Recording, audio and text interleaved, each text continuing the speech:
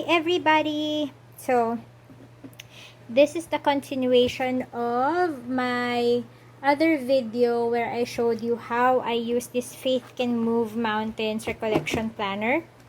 And I will just share with you some of the things that I was already able to do with it. So, you can see here, I've already write down some of my intentions on the daily basis on what I needed to do. Like I told you, I'll do the Bible study, thankful prayers, the reminders or the testimonies. Thursdays it would be prayers, and then Friday would be any service that I can render to others.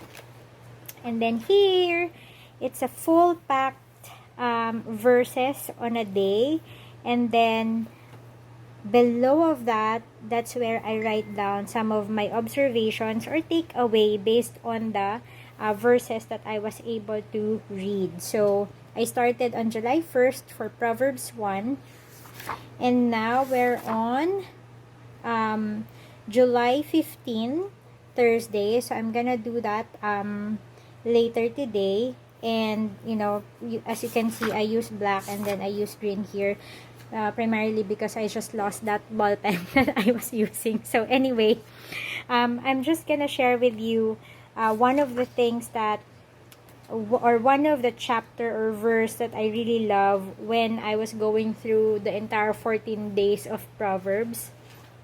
And I think I mentioned that Proverbs 3 was what actually caught me or caught my attention all the more, because this entire page here is just dedicated for Proverbs 3. And before I do that, I will just share with you that this is the Bible that I got last 2017 for myself.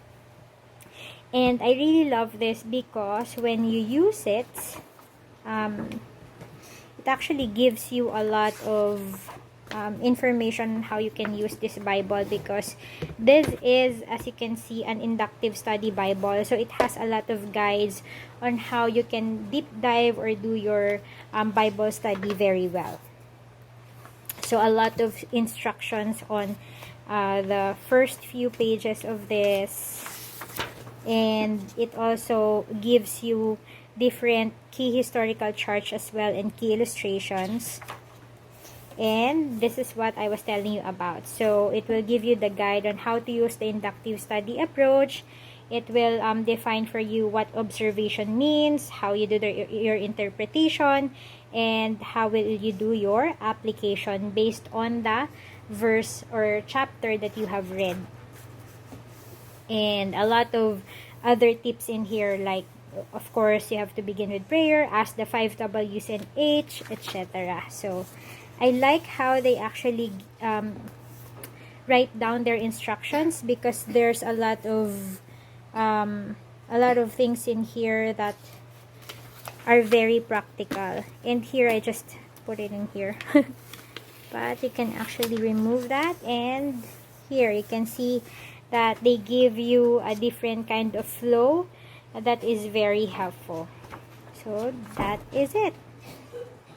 But one of the things that I actually like about this one is when you let me show you, since I'm going through Proverbs.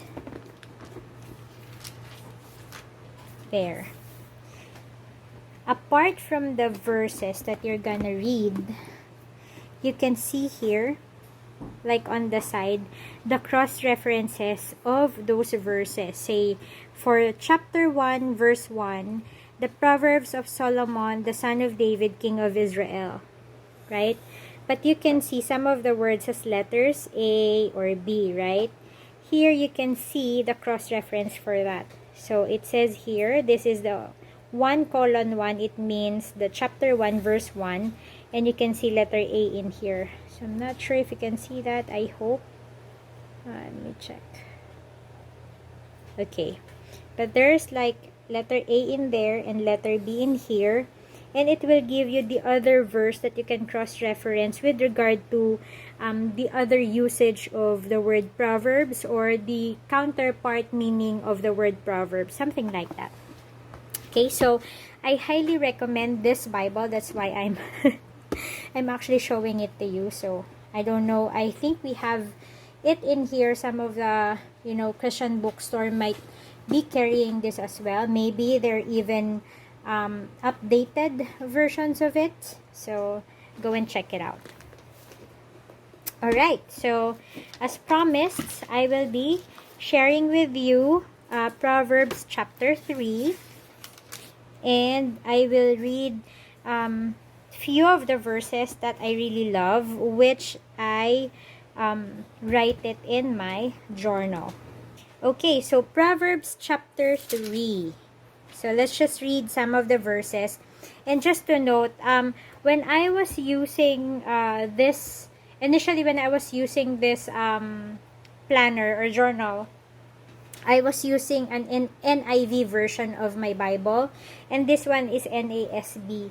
So I have a different version of how it was written here than here. So maybe I will just read what I have written in here, and I will share with you some of my takeaway or observation. So verse 1, my son, do not forget my teaching, but keep my commands in your heart, for they will prolong your life many years and bring you prosperity. Verse 2, let love and faithfulness never leave you. Bind them around your neck. Write them at the tablet of your heart. Then you will win favor and a good name in the sight of God and man. Verse 9 and 10, honor the Lord with your wealth, with the first fruit of all your crops. Then your barns will be filled to overflowing, and your vats will brim over with new wine. Verses 11 and 12, my son, do not despise the Lord's discipline, and do not resent his rebuke, because the Lord disciplines those he loves. As a father to the son, he delights in. And verses 27 and 28, do not withhold good from those who deserve it when it is in your power to act. Do not say to your neighbor, come back later, I'll give it tomorrow, when you have it now with you. Okay, so those are the verses that really, you know, caught my attention when I was doing my Bible reading on Proverbs chapter 3. So here are my takeaways. It says here, I actually continued in verses 13 and 18. Blessed is the man who finds wisdom, the man who gains understanding, for she is more profitable than silver and yields better results than gold. She is more precious than rubies, nothing that you desire can compare to her. Long life is in her right hand, in her left hand are riches and honor. Her ways are pleasant ways, and all her paths are peace. She is a tree of life to those who embrace her. Those who lay hold of her will be blessed. Okay, so here are my takeaway for chapter 3. I write it in here, wisdom and discernment guides our path. Without it, our future could be ruined. We could be tossed in every direction and would not know which way to go. This leads to our this lessens to our anxiousness and confusion of our own capability and purpose. Always go back to the source of who provides wisdom and discernment, who is Jesus. Okay, so that is actually my takeaway for Proverbs chapter 3, because it emphasizes the need to make sure that we will always go back to the teaching of Christ. We will always have to make sure that, you know, when it says we have to bind it in our heart, it's not literally we have to, you know, make something, write it, and then always wear something on it. You have to wear it in your heart, meaning you have to keep it in your heart, so that whenever you face any troubles, you face challenges, difficulties, or you just have to, you know, make a big decision, you know what is good, what is right, what is honorable, and that's what you have to do, as, you know, being being said in this chapter, in these verses in Proverbs. And I also love this, that it says in verse 2, let love and faithfulness never leave you. I think it's very true, because the love that is being described here is not the kind of love that we know. So here on earth, we have different types, kinds, definitions of love. We even, sometimes compare love to compassion. We compare love to desire, to passion, to, our love for our family, for our friends. So there are a lot of different kind of love. But I believe the love that is being emphasized here is the kind of love that Jesus shown to us. The love that He was able to give to us when He died on the cross for our sins. That's the kind of love that is being emphasized on this verse. So let the love of Jesus and His faithfulness to us never leaves us, because that's the only kind of love that is foundational, that we can always go back into. So, whenever, like, if you're really in a very challenging or difficult position, you would question your capability, you would question if you're worth it, you would question your purpose, you would question your life. But at the end of the day, when you go back to the kind of love that Jesus did for you and did for me and for every one of us, then you will not have that question, because you know that even though you do not deserve it, Jesus did it for you.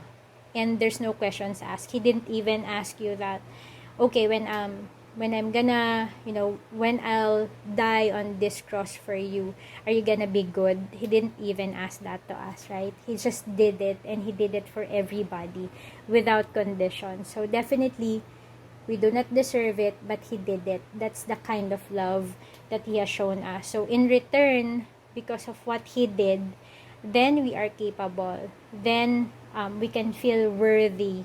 Then we know that we have been given that kind of love, that now we will be able to also share it to others, because Jesus gave it to us, and there's no questions to ask. There's nothing that that can actually limit us to be able to do the same or to give the same to others, because He already did it, and He is our Lord and Savior. So that's it, guys. I hope that you had your takeaway from this as well, and I encourage you to read the same, read the entire Proverbs. I was so amazed that whenever I read this, it gives me a different perspective. It gives me a glimpse of what I need to do for the day, or what I'm actually going through is what it actually open my eyes to see better, to understand better, to know better on the decisions and directions that I need to take. So that's it. Thank you. I'm so blessed with Proverbs. I hope you too will be blessed as well. So there you go. If you have, if you think you have any questions, I'm no Bible expert. I can never be.